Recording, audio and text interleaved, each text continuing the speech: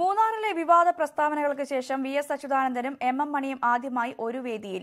വിവാദ പരാമർശങ്ങളിലൂടെ സർക്കാരിനെ സമ്മർദ്ദത്തിലാക്കാതെ ഇരുവരും മലപ്പുറത്തെ തെരഞ്ഞെടുപ്പ് പ്രസംഗം പൂർത്തിയാക്കി. വേങ്ങരയിലെ LDF പൊതുയോഗ സ്ഥലത്ത് വി.എസ്. അച്യുതാനന്ദൻ എത്തുമ്പോൾ വേദിയിൽ എം.എം. മണി. മൂന്നാറിലെ വിവാദ പരാമർശങ്ങൾക്ക് ശേഷം ഇരുവരും ഒരുമിച്ച് ആദ്യമായി വേദി പങ്കിടുന്ന പരിപാടി. ഇരിപ്പിടത്തിൽ നിന്ന് എഴുന്നേറ്റ് മണിയാശാൻ അഭിവാദ്യം ചെയ്തെങ്കിലും ഒന്നും നോക്കി ഒന്നും പ്രതികരിക്കാതെ വി.എസ്. സ്വന്തം കസേരയിലേക്ക്.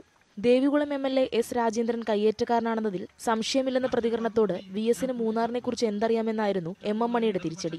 എന്നാൽ തിരഞ്ഞെടുപ്പ് പ്രചരണ വേദിയിൽ സർക്കാരിനെ പ്രതിരോധത്തിലാക്കാതെ ഇരുവരും മിതത്വം പാലിച്ചു. ഐസ്ക്രീം പാർലർ കേസിൽ കുഞ്ഞാലിക്കുട്ടി പ്രതികരിക്കണമെന്നായിരുന്നു വി.എസിന്റെ പ്രധാന ആവശ്യം. എന്തേ കുഞ്ഞാലിക്കുട്ടി മറുപടി പറയാൻ കഴിയുന്നില്ല? അത് തന്നെയാണ് എന്റെ ചോദ്യം. അതുകൊണ്ട് കുഞ്ഞാലിക്കുട്ടി പ്ലീസ് ഒരു മറുപടി പറയൂ. വർഗീയ കക്ഷികളെ കൂട്ടുപിടിക്കുന്നുവെന്ന് ആരോപിച്ച് മണിയാശാനും കുഞ്ഞാലിക്കുട്ടിക്ക് നേരെ വിമർശനമുയർത്തി.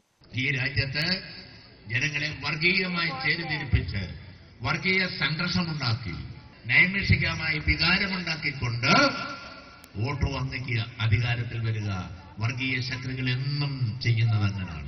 പ്രസംഗം പൂർത്തിയാക്കി AN ഷംസീർ MLAയോട് സംസാരിച്ച് വേദി വിട്ട് വി.എസ്. മന്ത്രി മണിയിരുന്ന ഭാഗത്തേക്ക് നോക്കുക പോലും ചെയ്യാതെ വാഹനത്തിലേക്ക്. News 18 മലപ്പുറം.